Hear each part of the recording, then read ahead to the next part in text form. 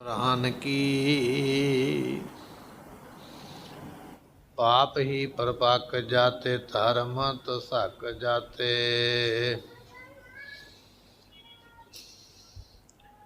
बर नगरक जाते सहत विधान की। देवी देव देव रे संतोख सिंह दूर होते। रीत मेट जाति का था वेदन पुराण की। श्री गुरु गोबिंद सिंह पावन परम सूर। मूरत न होती जप करुणा निधान की। एक अंकार सत तेह प्रसाद सच हो। वाहिगुरु जी की फतेह विघ्न विनाशन सोए। इत्यादक शब्द रहत सुचाली। जो राखें तिन कहो वाली।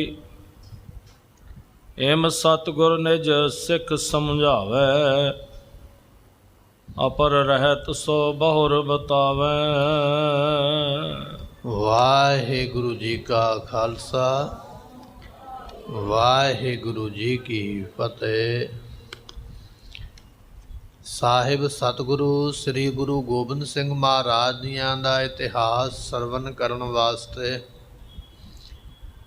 ਗੁਰੂ ਦਰਬਾਰ ਵਿੱਚ ਜੁੜ ਕਰਕੇ ਬੈਠੀ ਹੋਈ ਗੁਰੂ ਪਿਆਰੀ, ਗੁਰੂ ਸਵਾਰੀ, ਗੁਰੂ ਖਾਲਸਾ ਸਾਧ ਸੰਗਤ ਜੀਓ।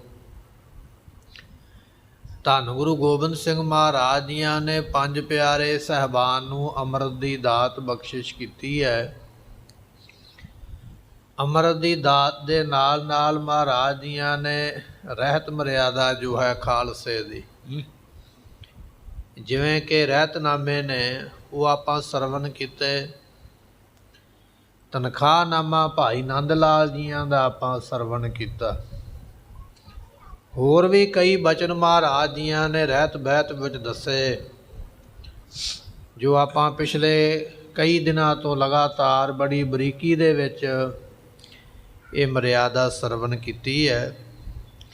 ਅੱਗੇ ਜਿਵੇਂ ਮਹਾਰਾਜ ਕਿਰਪਾ ਕਰਦੇ ਆਓ ਸਰਵਨ ਕਰੀਏ, ਮਿਲ ਕੇ ਆਖੀਏ ਸਤਨਾਮ ਸ੍ਰੀ ਵਾਹਿਗੁਰੂ ਸਾਹਿਬ ਜੀ। ਇਤਿਆਦਕ ਸਭ ਰਹਿਤ ਸੁਚਾਲੀ। ਸਤਿਗੁਰੂ ਪਾਤਸ਼ਾਹ ਮਹਾਰਾਜ ਜੀਆਂ ਨੇ ਸਾਰੀ ਜਿਹੜੀ ਰਹਿਤ ਹੈ ਨਾ ਸੁਚਮਤਾਈ ਵਾਲੀ, ਸੁੱਚੇ ਰਹਿਣਾ, ਸੁਚਮਤਾਈ ਰੱਖਣੀ, ਇਹ ਸਾਰੀ ਰਹਿਤ ਮਹਾਰਾਜ ਜੀਆਂ ਨੇ ਉਸ ਵੇਲੇ ਆਖਿਆ ਸਿੱਖੋ ਇਸ ਰਹਿਤ ਬਹਿਤ ਨੂੰ ਰੱਖਣਾ ਹੈ। ਜੋ ਰਾਖੈਂ ਤਿਨ ਕਹੋ ਵਾਲੀ। ਜਿਹੜਾ ਇਹ ਰਹਿਤ ਰੱਖੇਗਾ, ਆਪਾਂ ਪਿਛਲੇ ਦਿਨਾਂ ਤੋਂ ਸਰਵਨ ਕਰ ਰਹੇ ਨਾ, ਉੱਠਣਾ ਕਿਸ ਵੇਲੇ ਹੈ, ਨਿਤਨੇਮ ਕਿਵੇਂ ਕਰਨਾ ਹੈ, ਕਿਹੜੀਆਂ ਬਜਰੁਕ ਰਹਿਤਾਂ ਤੋਂ ਬਚਣਾ, ਕਿਹਨਾਂ ਦੇ ਨਾਲ ਮੇਲ ਨਹੀਂ ਕਰਨਾ, ਇਹ ਸਾਰੇ ਬਚਨ ਆਪਾਂ ਸਰਵਨ ਕੀਤੇ। ਮਹਾਰਾਜ ਕਹਿਣ ਲੱਗੇ ਜਿਹੜੇ ਇਹਨਾਂ ਬਚਨਾਂ ਦੇ ਉੱਪਰ ਪੂਰੇ ਉਤਰਨਗੇ ਉਹਨਾਂ ਦਾ ਮੈਂ ਵਾਲੀ ਹਾਂ। ਇਹ ਆਪਣੀ ਜਾਮਣੀ ਦਿੰਦੇ ਪਏ ਮਹਾਰਾਜ ਵੀ ਮੈਂ ਜਾਮਣ ਹਾਂ, ਮੈਂ ਵਾਲੀ ਹਾਂ, ਮੈਂ ਉਹਨਾਂ ਦੀ ਰੱਖਿਆ ਕਰਾਂਗਾ। ਇਹ ਧੰਨ ਗੁਰੂ ਗੋਬਿੰਦ ਸਿੰਘ ਪਾਤਸ਼ਾਹ ਦੇ ਬਚਨ ਹੈ, ਜਿਹੜੀ ਅਸੀਂ ਮਰਿਆਦਾ ਦੱਸੀ ਹੈ। ਜਿਹੜੇ ਇਹ ਮਰਿਆਦਾ ਰੱਖਣਗੇ, ਜਿਹੜੇ ਅੰਮ੍ਰਿਤ ਛਕ ਕੇ ਗੁਰੂ ਕੇ ਸਿੱਖ ਬਣ ਜਾਣਗੇ, ਉਹਨਾਂ ਦਾ ਮੈਂ ਵਾਲੀ ਹੋਵਾਂਗਾ, ਉਹਨਾਂ ਦੀ ਮੈਂ ਰੱਖਿਆ ਕਰਾਂਗਾ, ਉਹਨਾਂ ਦੇ ਸਿਰ ਦੇ ਉੱਪਰ ਮੈਂ ਮਿਹਰ ਦਾ ਹੱਥ ਰੱਖਾਂਗਾ, ਉਹਨਾਂ ਦਾ ਵਾਲ ਨਹੀਂ ਵਿੰਗਾ ਹੋਣ ਦੇਵਾਂਗਾ। ਇਹ ਬਚਨ ਬਖਸ਼ੇ ਹਨ।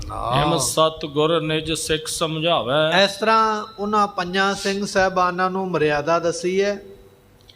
ਉਹਨਾਂ ਪੰਜਾਂ ਦੇ ਜ਼ਰੀਏ ਜਿੰਨੀ ਵੀ ਸੰਗਤ ਆਈ ਹੈ ਅਨੰਦਪੁਰ ਸਾਹਿਬ, ਸਾਰਿਆਂ ਨੂੰ ਮਹਾਰਾਜ ਨੇ ਮਰਿਆਦਾ ਦੱਸੀ ਹੈ ਕਿ ਅੰਮ੍ਰਿਤਧਾਰੀ ਸਿੱਖ ਦੀ ਮਰਿਆਦਾ ਕੀ ਹੈ, ਅੰਮ੍ਰਿਤਧਾਰੀ ਸਿੱਖ ਦਾ ਜੀਵਨ ਕੀ ਹੈ, ਮਹਾਰਾਜ ਨੇ ਦੱਸਿਆ ਹੈ। ਅਪਰ ਰਹਿਤ ਸੋ ਬਹੁਰ ਬਤਾਵੇ।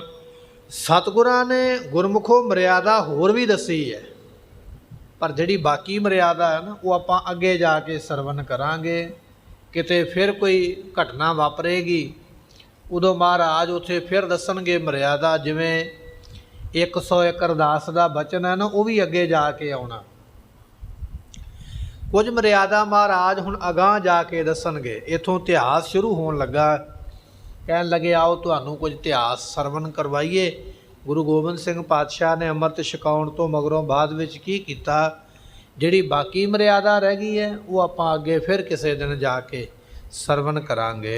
ਕਰ ਅਰਦਾਸ ਰਹਿਤ ਕੀ ਭਲੇ। ਤੇ ਸਤਿਗੁਰੂ ਪਾਤਸ਼ਾਹ ਨੇ ਫਿਰ ਅਰਦਾਸ ਕੀਤੀ ਹੈ। ਅਰਦਾਸ ਇਹ ਕੀਤੀ ਵੀ ਅਕਾਲ ਪੁਰਖ ਵਾਹਿਗੁਰੂ ਜੀ, ਤੁਹਾਡੇ ਹੁਕਮ ਦੇ ਨਾਲ ਇਹ ਖਾਲਸਾ ਪੰਥ ਸਾਜਿਆ, ਇਹਨਾਂ ਨੂੰ ਰਹਿਤ ਬਹਿਤ ਦੱਸੀ ਹੈ। ਹੁਣ ਇਹਨਾਂ ਦੇ ਸਿਰ 'ਤੇ ਮਿਹਰ ਭਰਿਆ ਹੱਥ ਤੁਸੀਂ ਰੱਖਣਾ, ਇਹਨਾਂ ਨੂੰ ਉੱਚੇ ਸੁੱਚੇ ਜੀਵਨ ਦੀ ਦਾਤ ਬਖਸ਼ਿਸ਼ ਕਰਨੀ। ਇਹ ਅਰਦਾਸ ਮਹਾਰਾਜ ਨੇ ਆਪ ਕੀਤੀ ਹੈ। ਪੰਚਾਮ੍ਰਿਤ ਅਚ ਪੰਚੋਂ ਮਿਲੇ। ਉਸ ਵੇਲੇ ਕੜਾਹ ਪ੍ਰਸਾਦ ਦੀ ਦੇਗ ਬਣ ਕੇ ਹਜ਼ੂਰੀ ਵਿੱਚ ਆਈ ਹੈ। ਗੁਰਮੁਖੋ ਤਨਖਾਹ ਨਾਮੇ ਦੇ ਵਿੱਚ, ਰਹਿਤ ਨਾਮਿਆਂ ਵਿੱਚ ਆਪਾਂ ਕੜਾਹ ਪ੍ਰਸਾਦ ਦੀ ਦੇਗ ਕਿਵੇਂ ਬਣਾਉਣੀ ਹੈ ਇਹ ਵੀ ਆਪਾਂ ਮਰਿਆਦਾ ਸਰਵਣ ਕਰ ਲਈ ਹੈ। ਇੱਥੇ ਮਹਾਰਾਜ ਦੀ ਹਜ਼ੂਰੀ ਵਿੱਚ ਕੜਾਹ ਪ੍ਰਸਾਦ ਦੀ ਦੇਗ ਬਣ ਕੇ ਆਈ ਹੈ, ਉਹਨੂੰ ਭੋਗ ਲੱਗਿਆ। ਉਹ ਕੜਾਹ ਪ੍ਰਸਾਦ ਦੀ ਦੇਗ ਪੰਜਾਂ ਸਿੱਖਾਂ ਵਿੱਚ, ਪੰਜਾਂ ਸਿੰਘਾਂ ਵਿੱਚ ਵੰਡੀ ਗਈ ਹੈ। ਜਾਤ ਪਾਤ ਕੋ ਭੇਦ ਨਾ ਕੋਈ। ਤੇ ਸਤਿਗੁਰੂ ਪਾਤਸ਼ਾਹ ਨੇ ਜਾਤ ਪਾਤ ਦਾ ਭੇਦ ਨਹੀਂ ਰਹਿਣ ਦਿੱਤਾ। ਇੱਕ ਦੂਜੇ ਦਾ ਪ੍ਰਸ਼ਾਦ ਇੱਕ ਦੂਜੇ ਨੂੰ ਦਵਾ ਦਿੱਤਾ। ਜਿਵੇਂ ਅੱਜ ਵੀ ਜਿਹੜੇ ਖੰਡੇ ਬਾਟੇ ਦਾ ਅੰਮ੍ਰਿਤ ਛਕਦੇ ਨੇ, ਜਦੋਂ ਪੰਜ ਪਿਆਰੇ ਪੰਜ ਚੁਲੇ ਮੁਖ ਵਿੱਚ ਪਾਉਂਦੇ ਨੇ, ਪੰਜ ਚੁਲੇ ਨੇਤਰਾਂ ਵਿੱਚ ਪਾਉਂਦੇ, ਪੰਜ ਚੁਲੇ ਕੇਸਾਂ ਵਿੱਚ ਪਾਉਂਦੇ, ਇਹ ਤੇ ਸਾਰਿਆਂ ਨੂੰ ਛਕਾਇਆ ਅੰਮ੍ਰਿਤ ਵੱਖੋ ਵੱਖਰਾ। ਪਰ ਜਦੋਂ ਸਾਰੀ ਸੰਗਤ ਅੰਮ੍ਰਿਤ ਛਕ ਲੈਂਦੀ ਹੈ, ਫਿਰ ਪੰਜ ਪਿਆਰੇ ਕਹਿੰਦੇ ਵੀ ਸਾਰੇ ਜਣੇ ਲਾਈਨ ਲਾ ਕੇ ਖੜ੍ਹ ਜਾਓ। ਜਦੋਂ ਸਾਰੇ ਜਣੇ ਲਾਈਨ ਲਾ ਕੇ ਖੜ੍ਹਦੇ, ਉੱਥੇ ਫਿਰ ਉਹ ਇੱਕੋ ਹੀ ਅੰਮ੍ਰਿਤ ਦਾ ਬਾਟਾ ਸਾਰਿਆਂ ਦੇ ਮੂੰਹ ਨੂੰ ਲਾਇਆ ਜਾਂਦਾ। ਭਾਵੇਂ ਕੋਈ ਇੱਕ ਘੁੱਟ ਪੀਵੇ ਤੇ ਭਾਵੇਂ ਕੋਈ 5 ਘੁੱਟਾਂ ਪੀ ਲਵੇ, ਕੋਈ ਜ਼ਿਆਦਾ ਛਕ ਲਵੇ ਅੰਮ੍ਰਿਤ, ਥੋੜ੍ਹਾ ਛਕ ਲਵੇ, ਉਹ ਇੱਕੋ ਹੀ ਬਾਟਾ ਸਾਰਿਆਂ ਦੇ ਮੂੰਹ ਨੂੰ ਲਵਾਇਆ ਜਾਂਦਾ। ਉਹਦੇ ਲਾਉਣ ਦਾ ਭਾਵ ਇਹ ਹੈ ਵੀ ਅੱਜ ਤੋਂ ਬਾਅਦ ਤੁਸੀਂ ਜਾਤ ਪਾਤ ਦਾ ਫਰਕ ਕੋਈ ਨਹੀਂ ਕਰਨਾ, ਭੇਦ ਕੋਈ ਨਹੀਂ ਕਰਨਾ। ਅੱਜ ਤੋਂ ਬਾਅਦ ਤੁਹਾਡੀ ਜਾਤ ਪਾਤ ਕੋਈ ਨਹੀਂ ਹੈ।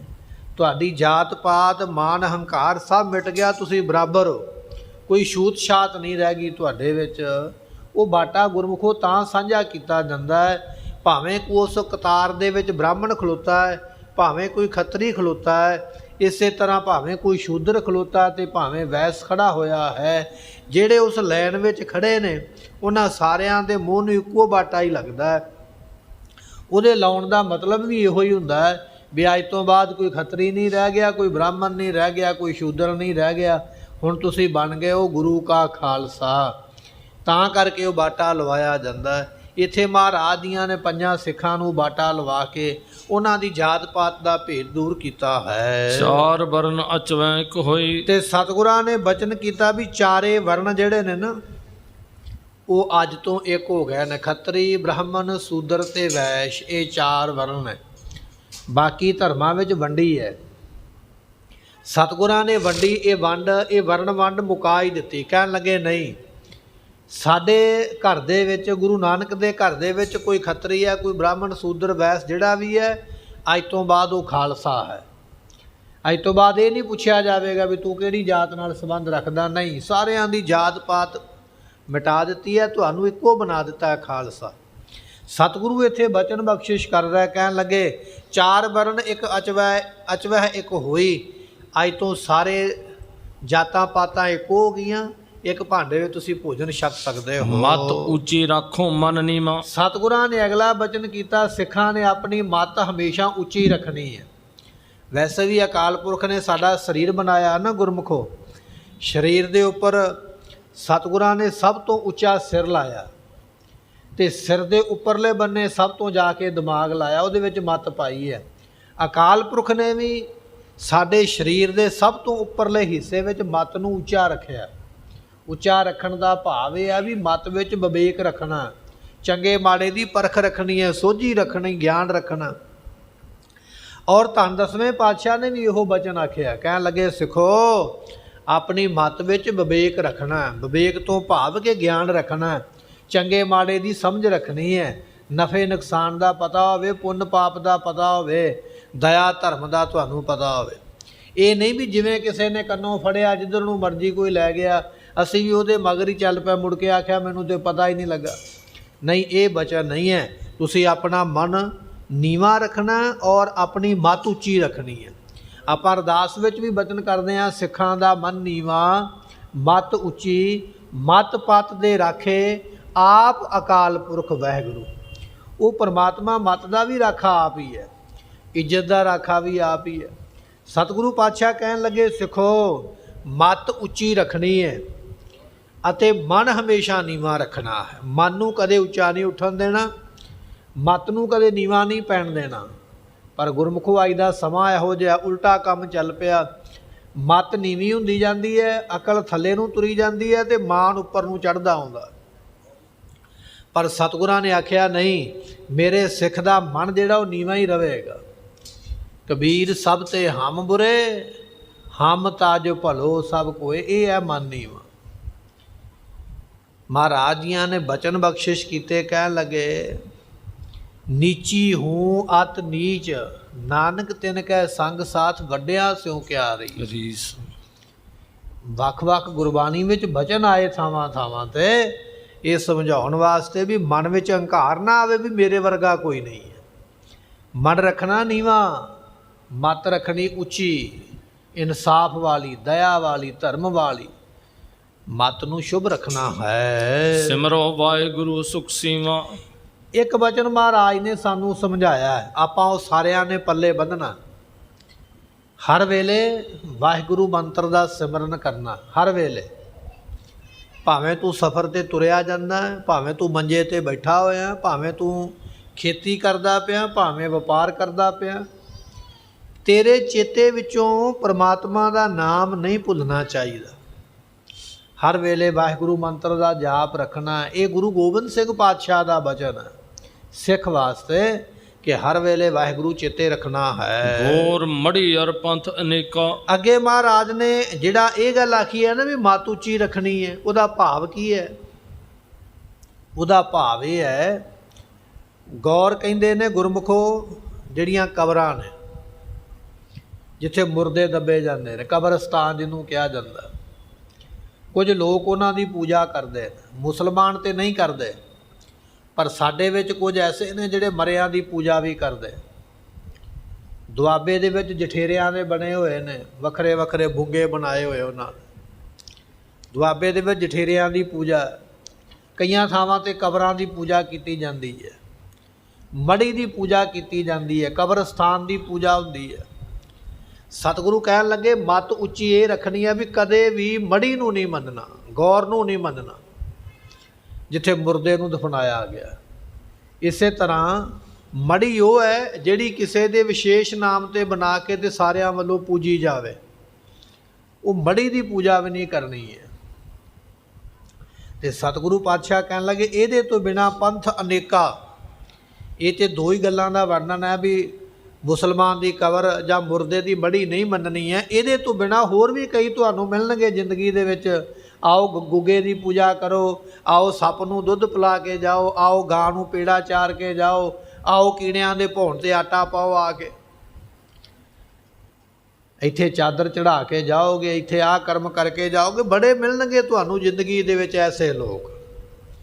ਮਹਾਰਾਜ ਕਹਿਣ ਲੱਗੇ, ਮੱਤ ਉੱਚੀ ਇਹ ਰੱਖਣੀ ਹੈ ਵੀ ਗੁਰੂ ਗ੍ਰੰਥ ਸਾਹਿਬ ਪਾਤਸ਼ਾਹ ਨੂੰ ਛੱਡ ਕੇ ਕਿਸੇ ਮੜੀ ਨੂੰ, ਮਸਾਨ ਨੂੰ, ਗਾਂ ਨੂੰ, ਮੱਝ ਨੂੰ, ਖੋਤੇ ਨੂੰ, ਘੋੜੇ ਨੂੰ ਕਿਸੇ ਦੀ ਪੂਜਾ ਨਹੀਂ ਕਰਨੀ ਹੈ। ਕੋ ਬੁਤਾਨ ਕੋ ਪੂਜਤ ਹੈ ਪਸ, ਕੋ ਮਿਰਤਾਨ ਕੋ ਪੂਜਨ ਤਜ। ਕੂਰ ਕਿਰਿਆ ਉਰਜਿਓ ਸਭ ਹੀ ਜਗ ਸ੍ਰੀ ਭਗਵਾਨ ਕੋ। ਏਦ ਨਾ ਪਾਇਓ। ਗੁਰੂ ਕਿਹਾ, ਸਿੱਖਾ ਤੂੰ ਅੰਮ੍ਰਿਤ ਵੇਲੇ ਕੀਤਾ ਨਿਤਨੇਮ, ਨਿਤਨੇਮ ਦੇ ਵਿੱਚ ਇਹ ਬਚਨ ਪੜ੍ਹਿਆ ਮਹਾਰਾਜ ਜੀਆਂ ਦਾ, ਕੋ ਬੁਤਾਨ ਕੋ ਪੂਜਤ ਹੈ, ਕੋਈ ਬੁੱਤਾਂ ਦੀ ਪੂਜਾ ਕਰਦਾ।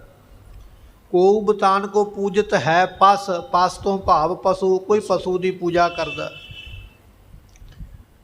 ਦੱਖਣ ਦੇ ਵਿੱਚ ਤੁਹਾਨੂੰ ਮਿਲ ਜਾਣਗੇ, ਕੁੱਤਾ ਮਰ ਗਿਆ ਉਹਦੀ ਮੜੀ ਬਣਾ ਦਿੱਤੀ, ਕੋਈ ਹੋਰ ਜਾਨਵਰ ਮਰ ਗਿਆ ਉਹਦੀ ਬਣਾ ਦਿੱਤੀ। ਮਹਾਰਾਜ ਕਹਿਣ ਲੱਗੇ, ਕਲਯੁਗ ਦੇ ਲੋਕ ਐਸੇ ਹੋਣਗੇ, ਉਹ ਮੰਨਣਗੇ ਨਾ ਪਸ਼ੂਆਂ ਦੀ ਪੂਜਾ। ਕੋ ਬੁਤਾਨ ਕੋ ਪੂਜਤ ਹੈ ਪਸ, ਕਈ ਬੁੱਤਾਂ ਦੀ ਪੂਜਾ ਕਰਨਗੇ, ਕਈ ਪਸ਼ੂਆਂ ਦੀ ਕਰਨਗੇ। ਕੋ ਮਿਰਤਾਨ ਕੋ ਪੂਜਨ ਧਾਇਓ, ਕੋਈ ਮਰਿਆਂ ਨੂੰ ਪੂਜਨ ਵਾਸਤੇ, ਜਿਹੜੇ ਮਰ ਚੁੱਕੇ ਨੇ ਦੌੜੇ ਜਾਣਗੇ ਕਤਾਰਾਂ ਬਣਾ ਬਣਾ ਕੇ ਮੈਂ ਪੂਜਾਵਾਂ। ਧੰਨ 10ਵੇਂ ਪਾਤਸ਼ਾਹ ਕਹਿਣ ਲੱਗੇ ਕੂਰ ਕਿਰਿਆ ਉਰਜਿਓ ਸਭ ਹੀ ਜਗ। ਸਾਰਾ ਜਗ ਸਾਰਾ ਸੰਸਾਰ ਝੂਠੀ ਕਿਰਿਆ ਵਿੱਚ ਉਲਝ ਗਿਆ, ਫਸ ਗਿਆ। ਸ਼੍ਰੀ ਭਗਵਾਨ ਕੋ ਭੇਦ ਨਾ ਪਾਇਓ। ਪਰਮਾਤਮਾ ਦਾ ਕਿਸੇ ਨੇ ਭੇਦ ਨਹੀਂ ਪਾਇਆ। ਕਿਨੇ ਨਹੀਂ ਪਾਇਆ? ਜਿਹਨੇ ਮੜੀਆਂ ਪੂਜੀਆਂ, ਜਿਹਨੇ ਪਸ਼ੂਆਂ ਦੀ ਪੂਜਾ ਕੀਤੀ, ਜਿਹੜਾ ਬੁੱਤਾਂ ਦੀ ਕਰਦਾ। ਤੇ ਗੁਰਮੁਖੋ ਮਜ਼ਾਰ ਬੰਨੀ ਹੋਵੇ ਨਾ, ਮਜ਼ਾਰ, ਤੇ ਮਜ਼ਾਰ ਤੇ ਅਨਾਉਂਸਮੈਂਟ ਕਰਨ ਦੀ ਲੋੜ ਨਹੀਂ ਪੈਂਦੀ ਆ। ਲੋਕੀ ਆਪਣੇ ਆਪ ਹੀ ਧਨ ਲੈ ਲੈ ਕੇ ਜਾਂਦੇ। ਮੈਂ ਕਈ ਜਗ੍ਹਾ ਇਹੋ ਜਿਹੀਆਂ ਵੇਖੀਆਂ ਨੇ ਜਿੱਥੇ ਪਹਿਲਾਂ ਕੋਈ ਨਹੀਂ ਸੀਗਾ, ਕੋਈ ਨਾਮੋ ਨਿਸ਼ਾਨ ਹੀ ਨਹੀਂ ਸੀ। ਕੁਝ ਸਾਲਾਂ ਵਿੱਚ ਉਹ ਕਬਰਾਂ, ਉਹ ਸਥਾਨ ਵੱਡੇ ਵੱਡੇ ਬਣ ਗਿਆ, ਆਲੀਸ਼ਾਨ ਹੀ ਬਣ ਗਿਆ, ਬੜੀ ਬੜੀ ਜ਼ਮੀਨ ਨਾਮ ਲੱਗ ਗਈ। ਬਲਕਿ ਉੱਥੇ ਕਿਸੇ ਨੂੰ ਪਾਣੀ ਦਾ ਗਲਾਸ ਵੀ ਪੀਣ ਵਾਸਤੇ ਮਿਲਣਾ ਨਹੀਂ, ਉਹ ਵੀ ਬੋਤਲ ਬਾਹਰੋਂ ਮੁੱਲ ਵਾਲੀ ਲੈ ਕੇ ਪੀਣਾ ਪੈਣਾ। ਤੇ ਜੇ ਗੁਰੂ ਘਰ ਵਾਸਤੇ ਜਗ੍ਹਾ ਖਰੀਦ ਲਈ ਜਾਵੇ ਨਾ, ਹੈ ਉਹਦੇ ਵਿੱਚ ਸਾਰਿਆਂ ਦਾ ਭਲਾ, ਬਲਕਿ ਜਿਹੜੇ ਵਸਨੀਕ ਨੇ ਉਹਨਾਂ ਦਾ ਜ਼ਿਆਦਾ ਭਲਾ, ਕਿਉਂਕਿ ਉਹਨਾਂ ਦੇ ਪ੍ਰੋਗਰਾਮ ਉੱਥੇ ਹੋਣੇ। ਗੁਰੂ ਘਰ ਵਾਸਤੇ ਜਗ੍ਹਾ ਖਰੀਦ ਲਈਏ ਨਾ ਵੀ ਇੱਥੇ ਲੰਗਰ ਬਣਾਵਾਂਗੇ, ਆਉਣ ਵਾਲੇ ਸਮੇਂ 'ਚ ਸੰਗਤ ਛਕੇਗੀ, ਕੋਈ ਇੱਥੇ ਪ੍ਰੋਗਰਾਮ ਸਾਂਝਾ ਹੋ ਸਕਦਾ, ਕੋਈ ਗੁਰਪੁਰਬ ਮਨਾਇਆ ਜਾ ਸਕਦਾ। ਤੇ ਫਿਰ ਜੇ ਬੇਨਤੀ ਕਰੀਏ ਵੀ ਲਿਆਓ ਭਾਈ ਕੋਈ ਥੋੜ੍ਹਾ ਬਹੁਤਾ ਪੁੰਨ ਦਾਨ, ਤੇ ਫਿਰ ਨਹੀਂ ਹੋਵੇਗਾ। ਪਰ ਜੇ ਕਿਤੇ ਬੜੀ ਕੋਈ ਬੰਨੀ ਹੈ, ਕੋਈ ਇਹੋ ਜਿਹਾ ਪੁੱਠਾ ਕੰਮ ਹੋਣਾ, ਫਿਰ ਉੱਥੇ ਆਪਣੇ ਆਪ ਹੀ ਮਾਇਆ ਆਉਂਦੀ, ਆਪਣੇ ਆਪ ਹੀ ਦਿੰਦਾ। ਐਸੀ ਮੱਤ ਹੋ ਗਈ ਹੈ ਕਲਯੁਗ ਦੇ ਵਿੱਚ। ਆਪਾਂ ਵੀ ਗੁਰੂ ਘਰ ਵੱਲੋਂ ਅਨਾਉਂਸਮੈਂਟ ਕਰਦੇ ਨਾ ਵਾਰ-ਵਾਰ ਵੀ ਗੁਰੂ ਘਰ ਵੱਲੋਂ ਜਗ੍ਹਾ ਲਈ ਹੈ ਭਾਈ, ਸੰਗਤ ਮਦਦ ਕਰੇ। ਅਨਾਉਂਸਮੈਂਟ ਹੁੰਦੀ ਹੈ ਪਰ ਮਦਦਗਾਰ ਕੋਈ ਨਹੀਂ ਆਉਂਦਾ। ਇੱਥੇ ਮਹਾਰਾਜ ਬਚਨ ਕਰਦੇ ਨੇ ਸਾਡਾ ਸਿੱਖ ਮੜੀ ਮਸਾਨ ਦੀ ਪੂਜਾ ਨਾ ਕਰੇ। ਤੇ ਗੁਰਮੁਖੋ ਜਿੰਨੀਆਂ ਮੜੀਆਂ ਤੇ ਕਬਰਾਂ ਪੰਜਾਬ ਦੇ ਵਿੱਚ ਬਣੀਆਂ, ਇੰਨੀਆਂ ਕਿਤੇ ਵੀ ਨਹੀਂ ਬਣੀਆਂ ਹੋਈਆਂ। ਮੁਸਲਮਾਨਾਂ ਦਾ ਦੇਸ਼ ਹੈ ਨਾ ਪਾਕਿਸਤਾਨ, ਮੁਸਲਮਾਨਾਂ ਦਾ ਦੇਸ਼ ਹੈ ਨਾ ਅਫਗਾਨਿਸਤਾਨ, ਕਿਤੇ ਜਾਓਗੇ ਯਾਤਰਾ ਕਰਨ ਵਾਸਤੇ, ਜਿੰਨੀਆਂ ਕਬਰਾਂ ਪੰਜਾਬ ਦੇ ਪਿੰਡਾਂ ਵਿੱਚ ਨੇ, ਇੰਨੀਆਂ ਉੱਥੇ ਨਹੀਂ ਹੋਣੀਆਂ। ਕਬਰ ਨੂੰ ਤੇ ਉਹ ਮੰਨਦੇ ਹੀ ਨਹੀਂ, ਪਰ ਅਸੀਂ ਮੰਨਦੇ ਪਏ। ਵੱਡੇ ਵੱਡੇ ਸਥਾਨ ਬਣਾ ਦਿੱਤੇ, ਉੱਥੇ ਪਖੰਡ ਕਰਨ ਵਾਲੇ ਸਾਧ ਬੈਠ ਗਏ। ਜਿੱਥੇ ਵਾਧੂ ਮਾਇਆ ਆ ਕੇ ਡਿੱਗਦੀ ਹੋਵੇ, ਪਖੰਡੀਆਂ ਦੀ ਪਖੰਡ ਕਰਨ ਦੀ ਘਾਟ ਥੋੜ੍ਹੀ, ਆਪਣੇ ਆਪ ਉੱਥੇ ਪੈਦਾ ਹੋ ਜਾਂਦੇ। ਸਤਿਗੁਰੂ ਪਾਤਸ਼ਾਹ ਕਹਿਣ ਲੱਗੇ ਸਿੱਖਾਂ ਨੇ ਮੱਤ ਉੱਚੀ ਰੱਖਣੀ ਹੈ, ਮੜੀ ਦੀ ਪੂਜਾ, ਪਸ਼ੂ ਦੀ ਪੂਜਾ ਨਹੀਂ ਕਰਨੀ ਹੈ। ਕੂਰ ਕਿਰਿਆ ਹੈ। ਕੂਰ ਤੋਂ ਭਾਵ ਹੁੰਦਾ ਵੀ ਇਹ ਝੂਠੀ ਕਿਰਿਆ ਹੈ, ਝੂਠ ਹੈ, ਇਸ ਕਿਰਿਆ ਵਿੱਚ ਕੁਝ ਨਹੀਂ ਰੱਖਿਆ। ਕੂਰ ਕਿਰਿਆ, ਝੂਠਾ ਕੰਮ। ਜਿਹੜਾ ਕੰਮ ਮਹਾਰਾਜ ਨੇ ਝੂਠਾ ਕੀਤਾ, ਜਦੋਂ ਉਹਨੂੰ ਕਰੋਗੇ ਫਿਰ ਸ੍ਰੀ ਭਗਵਾਨ ਕੋ ਭੇਦ ਨਾ ਪਾਇਓ, ਫਿਰ ਰੱਬ ਦਾ ਭੇਦ ਕੀ ਪਾ ਲਵੋਗੇ? ਨਹੀਂ ਭੇਦ ਪਾਇਆ ਜਾਏਗਾ। ਇਹ ਸਤਿਗੁਰੂ ਬਚਨ ਬਖਸ਼ਿਸ਼ ਕਰਦੇ ਹਨ। ਆਨ ਨਾ ਮਾਨੈ ਰਾਖ ਵਿਵੇਕਾ। ਤੇ ਸਤਿਗੁਰੂ ਪਾਤਸ਼ਾਹ ਕਹਿਣ ਲੱਗੇ ਵਿਵੇਕ ਇੰਨਾ ਰੱਖਣਾ ਹੈ, ਸੁਚਮਤਾ ਹੀ ਇੰਨੀ ਰੱਖਣੀ ਹੈ, ਕਿਸੇ ਦੀ ਕਾਣ ਘਨੌੜ ਨਹੀਂ ਮੰਨਣੀ। ਡਰ ਨਹੀਂ ਮੰਨਣਾ ਵੀ ਆਹ ਮੈਂ ਮੜੀ ਦੇ ਕੋਲੋਂ ਲੰਘਣ ਲੱਗਾ, ਜੇ ਮੈਂ ਇਹਨੂੰ ਸਿਰ ਨਾ ਝੁਕਾਇਆ ਤੇ ਕਿਤੇ ਮੇਰੇ ਮਗਰ ਨਾ ਲੱਗ ਜਾਵੇ, ਮੈਂ ਫਲਾਣੇ। ਕੁਝ ਲੋਕਾਂ ਦੇ ਮਨ ਵਿੱਚ ਕੀ ਵਿਚਾਰ ਹੈ? ਉਹਨਾਂ ਦਾ ਵਿਚਾਰ ਇਹ ਆ ਵੀ ਮੈਂ ਕਿਸੇ ਨੂੰ ਨਾਰਾਜ਼ ਨਹੀਂ ਕਰਨਾ। ਜਿਵੇਂ ਪਾਰਟੀਆਂ ਹੁੰਦੀਆਂ ਨਾ, ਰਾਜਨੀਤਿਕ ਪਾਰਟੀਆਂ, ਇੱਕ ਪਾਰਟੀ ਆਈ ਪਹਿਲਾਂ ਉਹਦਾ ਝੰਡਾ ਚੁੱਕ ਲਿਆ, ਉਹ ਚਲੇਗੀ, ਮੁੜ ਕੇ ਦੂਜੇ ਵਾਲੇ ਦਾ ਝੰਡਾ ਚੁੱਕ ਲਿਆ, ਤੀਜੇ ਵਾਲੇ ਦਾ। ਮਨ ਵਿੱਚ ਇਹ ਹੁੰਦਾ ਵੀ ਮੈਂ ਕਿਸੇ ਨੂੰ ਨਿਰਾਸ਼ ਨਾ ਕਰਾਂ, ਕੀ ਪਤਾ ਕਿਹਦੀ ਸਰਕਾਰ ਆ ਜਾਣੀ। ਰਾਜਨੀਤੀ ਤੋਂ ਇਹ ਗੱਲ ਸਿੱਖ ਕੇ ਇਹੋ ਕੁਝ ਹੀ ਧਰਮ ਦੇ ਵਿੱਚ ਹੋ ਪਿਆ। ਧਰਮ ਵਿੱਚ ਵੀ ਇਹੋ ਕੁਝ ਹੀ ਹੈ। ਮੈਂ ਇਹਨੂੰ ਵੀ ਮੱਥਾ ਟੇਕ ਕੇ ਜਾਵਾਂ, ਇਹ ਨਾ ਨਾਰਾਜ਼ ਹੋਵੇ। ਮੈਂ ਇੱਥੇ ਵੀ ਦੀਵਾ ਜਗਾ ਦਿਆਂ, ਇਹ ਵੀ ਨਾ ਨਾਰਾਜ਼ ਹੋਵੇ। ਮੈਂ ਇੱਥੇ ਵੀ ਧਾਗਾ ਬੰਨ੍ਹ ਦਿਆਂ, ਇਹ ਵੀ ਨਾ ਨਾਰਾਜ਼ ਹੋਵੇ। ਪਰ ਮਹਾਰਾਜ ਕਹਿਣ ਲੱਗੇ ਨਹੀਂ, ਸਾਡਾ ਸਿੱਖ ਕੇਵਲ ਪੂਜਾ ਇੱਕ ਦੀ ਕਰੇਗਾ, ਪੂਜਾ ਅਕਾਲ ਕੀ, ਪਰਚਾ ਸ਼ਬਦ ਦਾ। ਇਹ ਬਚਨ ਹੈ ਮਹਾਰਾਜ ਜੀਆਂ ਦਾ। ਕੇਵਲ ਤੇ ਕੇਵਲ, ਕੇਵਲ ਤੇ ਕੇਵਲ ਸੀਸ ਝੁਕੇ ਤੇ ਗੁਰਬਾਣੀ ਦੇ ਅੱਗੇ ਝੁਕੇ, ਉਹ ਤੋਂ ਬਿਨਾਂ ਨਾ ਕਿਸੇ ਅੱਗੇ ਝੁਕੇ। ਇਹ ਮਨ ਵਿੱਚੋਂ ਭਰਮ ਕੱਢ ਦੇ ਵੀ ਮੈਂ ਉੱਥੇ ਇੱਥੇ ਸਾਰਿਆਂ ਥਾਵਾਂ 'ਤੇ ਨਮਸਕਾਰ ਕਰਦਾ ਜਾਵਾਂਗਾ, ਮੈਂ ਪਾਰ ਲੱਗ ਜਾਵਾਂਗਾ। ਇਹ ਰਾਜਨੀਤੀ ਨਹੀਂ ਹੈ, ਇਹ ਧਰਮ ਹੈ।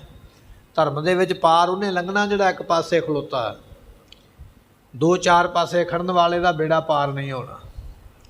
ਇਹ ਬਚਨ ਪੱਲੇ ਬੰਨ੍ਹ, ਇੱਕ ਦੇ ਨਾਲ ਜੁੜ। ਤੇ ਮਹਾਰਾਜ ਕਹਿਣ ਲੱਗੇ ਜਿਹੜਾ ਮੇਰੇ ਨਾਲ ਜੁੜਨਾ ਚਾਹੁੰਦਾ ਹੈ, ਗੁਰੂ ਗ੍ਰੰਥ ਸਾਹਿਬ ਨਾਲ ਜੁੜਨਾ ਚਾਹੁੰਦਾ ਹੈ, ਉਹ ਇੰਨਾ ਨਿਡਰ ਹੋ ਜਾਵੇ ਮਨ ਵਿੱਚ ਇਹ ਸਮਝ ਲਵੇ ਵੀ ਗੁਰੂ ਗ੍ਰੰਥ ਸਾਹਿਬ ਦੇ ਹੁੰਦਿਆਂ ਮੇਰਾ ਕੋਈ ਵਾਲ ਨਹੀਂ ਵਿੰਗਾ ਕਰ ਸਕਦਾ। ਸਤਿ ਸ਼੍ਰੀ ਪਰ ਗੁਰਮੁਖੋ ਵਾਲ ਵਿੰਗਾ ਹੋਣਾ ਵੀ ਨਹੀਂ ਜੇ ਤੇਰੇ ਮਨ ਦੀ ਸ਼ਰਧਾ ਹੋਵੇ। ਜੇ ਸ਼ਰਧਾ ਹੋਵੇਗੀ ਨਾ ਤੇਰੇ ਮਨ ਦੀ, ਤੇ ਤੇਰਾ ਕੋਈ ਵਾਲ ਵਿੰਗਾ ਕਰ ਹੀ ਨਹੀਂ ਸਕਦਾ। ਪਰ ਜੇ ਭਾਵਨਾ ਹੋਵੇਗੀ ਤੇ ਐਸਾ ਗਿਆਨ ਰੱਖੇ, ਐਸਾ ਵਿਵੇਕ ਰੱਖੇ। ਬਹਾਦਰ ਬਿਧੀ ਚੰਦ ਦੀ ਆਪਾਂ ਸਾਖੀ ਪੜ੍ਹਦੇ ਨਾ, ਦਿਓ ਨਾਮ ਦਾ ਨਗਰ ਹੈ, ਉੱਥੇ ਇੱਕ ਪੀਰ ਰਹਿੰਦਾ, ਬੜਾ ਕਰਾਮਾਤੀ ਹੈ। ਬਾਬਾ ਬਿਧੀ ਚੰਦ ਜੀ ਉਸ ਇਲਾਕੇ ਵਿੱਚ ਗਿਆ, ਉਹਨੇ ਬੜੀਆਂ ਕਰਾਮਾਤਾਂ ਵਿਖਾਈਆਂ। ਉਹਦੇ ਮਨ ਵਿੱਚ ਡਰ ਪੈ ਗਿਆ ਵੀ ਜੇ ਇਹਦੀ ਪੂਜਾ ਹੋਣ ਲੱਗ ਪਈ ਤੇ ਮੇਰੀ ਘਟ ਜਾਣੀ ਹੈ, ਕਿਉਂਕਿ ਗੁਰਮੁਖੋ ਪੂਜਾ ਵੀ ਤੇ ਦੁਕਾਨਦਾਰੀ ਬਣ ਗਈ ਹੈ ਨਾ, ਵੀ ਜੇ ਇਹ ਦੁਕਾਨ ਚੱਲ ਪਈ ਤੇ ਮੇਰੀ ਬੰਦ ਹੋ ਜਾਣੀ ਹੈ। ਉਹਨੇ ਬੜੀਆਂ ਕਰਾਮਾਤਾਂ ਵਿਖਾਈਆਂ। ਬਾਬਾ ਜੀ ਬੈਠੇ ਸਿਮਰਨ ਵਿੱਚ, ਬਾਬਾ ਬਿਧੀ ਚੰਦ ਜੀ, ਸਾਰੀਆਂ ਕਰਾਮਾਤਾਂ ਫੇਲ ਹੁੰਦੀਆਂ ਗਈਆਂ। ਇੱਥੋਂ ਤੱਕ ਕਿ ਉਸ ਪੀਰ ਨੇ ਜੰਗਲ ਵਿੱਚੋਂ ਸ਼ੇਰ ਬੁਲਾ ਲਿਆ ਆਪਣੀ ਕਰਾਮਾਤ ਦੇ ਨਾਲ, ਵੀ ਸ਼ੇਰ ਆਵੇਗਾ, ਵੇਖ ਕੇ ਡਰ ਜਾਣਗੇ। ਸ਼ੇਰ ਆਇਆ ਜਿੱਥੇ ਬਹਾਦਰ ਬਿਧੀ ਚੰਦ ਬੈਠੇ ਸਨ, ਚੌਂਕੜਾ ਲਾ ਕੇ ਉਹ ਵੀ ਸਾਹਮਣੇ ਆ ਕੇ ਸਿਰ ਸੁੱਟ ਕੇ ਬੈਠ ਗਿਆ, ਜਿਵੇਂ ਮਾਲਕ ਦੇ ਸਾਹਮਣੇ ਕੁੱਤਾ ਨਹੀਂ ਬਹਿ ਜਾਂਦਾ ਆ ਕੇ ਨੀਵਾਂ ਹੋ ਕੇ ਕੋਲ ਪਿਆਰ ਲੈਣ ਵਾਸਤੇ। ਜੰਗਲ ਦਾ ਸ਼ੇਰ ਵੀ ਆ ਕੇ ਕੋਲ ਕਦਮਾਂ ਦੇ ਜਿੱਥੇ ਜੁੱਤਾ ਪਿਆ ਨੂੰ ਉੱਥੇ ਆ ਕੇ ਬੈਠ ਗਿਆ, ਦਾਸ ਬਣ ਗਿਆ ਆ ਕੇ। ਫਿਰ ਪੀਰ ਨੇ ਜਾਣਿਆ ਵੀ ਇਹ ਤੇ ਮੇਰੇ ਨਾਲੋਂ ਵੱਡੀ ਚੀਜ਼ ਹੈ, ਕੋਈ ਮੇਰੇ ਨਾਲੋਂ ਵੱਡੀ ਤਾਕਤ ਹੈ ਜਿਹਦੇ ਅੱਗੇ ਮੇਰਾ ਜ਼ੋਰ ਨਹੀਂ ਚੱਲਦਾ। ਫਿਰ ਉਹ ਸੇਵਕ ਬਣ ਗਿਆ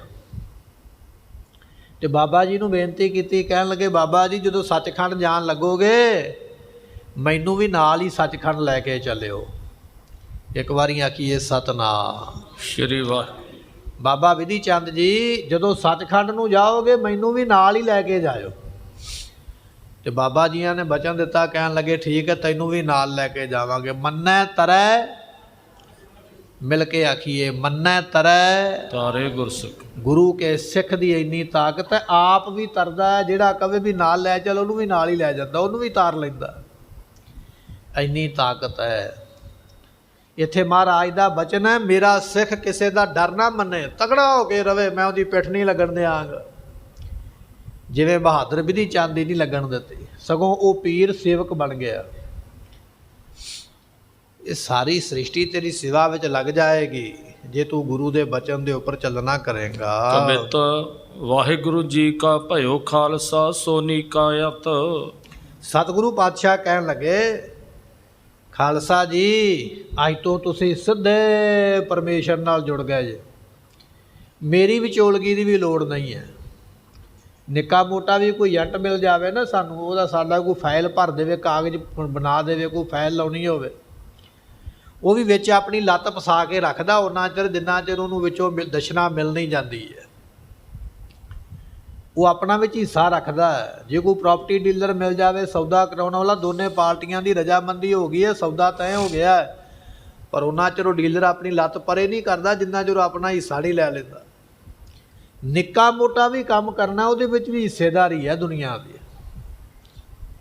ਪਰ ਸਤਿਗੁਰੂ ਗੋਬਿੰਦ ਸਿੰਘ ਮਹਾਰਾਜ ਨੇ ਅਕਾਲ ਪੁਰਖ ਦਾ ਪੁੱਤਰ ਪੈਦਾ ਕੀਤਾ ਖਾਲਸਾ, ਉਹਦੇ ਵਿੱਚ ਇਹ ਨਹੀਂ ਆਖਿਆ ਮੇਰੀ ਹਿੱਸੇਦਾਰੀ, ਆਖਿਆ ਵਾਹਿਗੁਰੂ ਜੀ ਕਾ ਖਾਲਸਾ ਵਾਹਿਗੁਰੂ ਜੀ ਕੀ ਫਤਿਹ। ਅੱਜ ਤੋਂ ਤੁਸੀਂ ਪਰਮਾਤਮਾ ਦੇ ਹੋ, ਅੱਜ ਤੋਂ ਪਰਮਾਤਮਾ ਤੁਹਾਡਾ ਹੈ, ਤੁਸੀਂ ਅੱਜ ਤੋਂ ਅਕਾਲ ਪੁਰਖ ਦੇ ਪੁੱਤਰ ਬਣੇ ਹੋ। ਇਹ ਦਾਤ ਮਹਾਰਾਜ ਨੇ ਬਖਸ਼ੀ।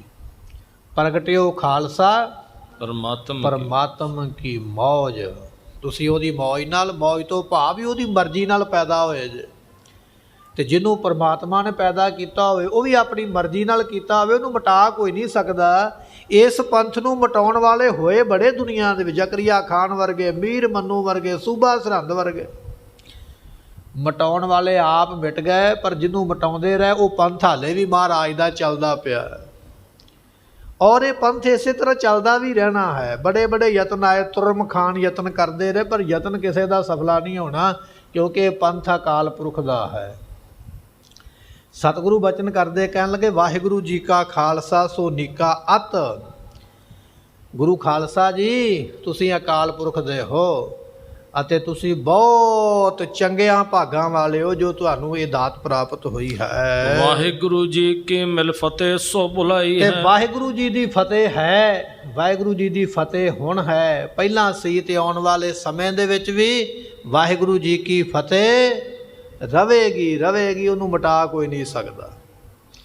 ਫਿਰ ਮਹਾਰਾਜ ਨੇ ਉੱਥੇ ਫਤਿਹ ਬਖਸ਼ਿਸ਼ ਕੀਤੀ ਹੈ, ਵਾਹਿਗੁਰੂ ਜੀ ਕਾ ਖਾਲਸਾ ਵਾਹਿਗੁਰੂ ਜੀ ਕੀ ਫਤਿਹ। ਵੀ ਖਾਲਸਾ ਵਾਹਿਗੁਰੂ ਦਾ ਹੈ, ਫਤਿਹ ਵੀ ਵਾਹਿਗੁਰੂ ਦੀ ਹੈ। ਕਈ ਵਾਰੀ ਅਸੀਂ ਸਵਾਲ ਕਰ ਦਿੰਦੇ ਹਾਂ ਕਿ ਫਤਿਹ ਹੀ ਕਿਉਂ ਬੁਲਾਉਣੀ ਚਾਹੀਦੀ ਹੈ, ਹੋਰ ਕਿਉਂ ਨਹੀਂ ਕੁਝ ਕਹਿਣਾ ਚਾਹੀਦਾ। ਸਾਡੇ ਮਨ ਵਿੱਚ ਆ ਜਾਂਦਾ ਵੀ ਫਤਿਹ ਬੁਲਾਉਣ ਵਾਸਤੇ ਆਖਿਆ ਜਾਂਦਾ।